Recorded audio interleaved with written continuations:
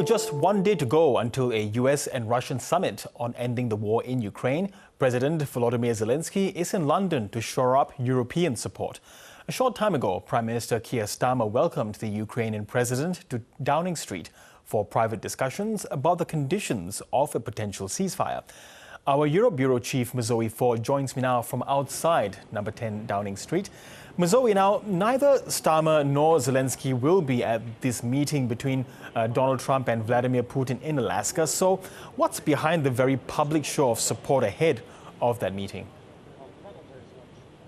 Good evening to you, Girish. This was all about showing unity, showing the world that Volodymyr Zelenskyy is supported by his allies in the UK and around Europe.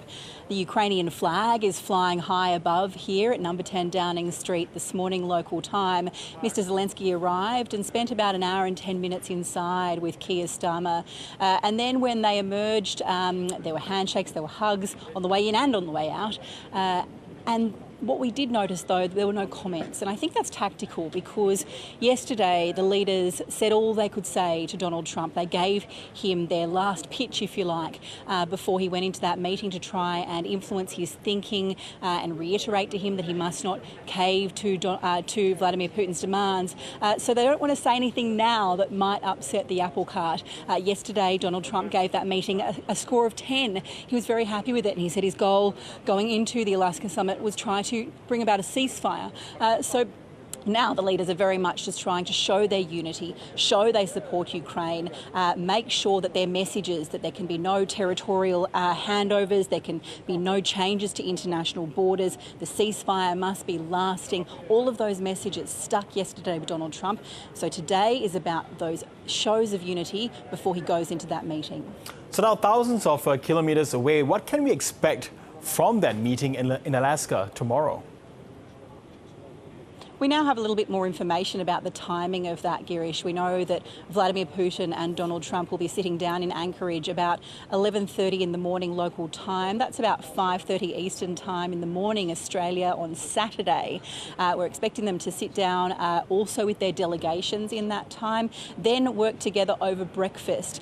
We're also being told there'll be a joint press conference after that meeting. Now, will it be all about Ukraine? We're now hearing that it won't just be all about Ukraine. They're also going to be discussing trade as well as economic cooperation. So clearly, Vladimir Putin wants to come into this summit to talk about a range of things, taking full advantage of the fact that not only is he going to be speaking face-to-face with a Western leader for the first time in a long time, he's doing it on US soil.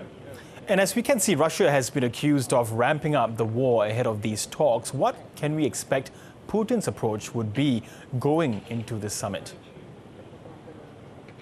Well, everything we're hearing indicates that his war effort is not slowing down, Girish. In this week alone, the Russian forces have made some of their biggest gains in the east of Ukraine, in the Donbass region, in the past year. Volodymyr Zelenskyy says that this is all about Mr. Putin trying to show that Russia is winning the war, and he said that Mr. Trump must not buy into that. The Russians this week have confirmed that Mr. Putin's goals since 2024 have not changed. He wants Ukraine to abandon its NATO ambitions. He wants Ukraine to reduce its military, become a neutral state, and of course cede that territory. And it is that last point that is going to be such a sticking point, because Ukraine has said no, we will not cede territory. Our tens of thousands of soldiers have died defending it. Our constitution does not allow us to cede territory. The people don't want it, and at this point in time, that is not something that Vladimir Putin, that is not something that Volodymyr Zelenskyy has shown an interest in discussing. He said our troops will not leave the Donbass region. That is what Vladimir Putin wants. So Donald Trump certainly has his work cut out for him at those talks in Alaska on Friday. Okay, Mazoe Ford in London, thanks very much for that update.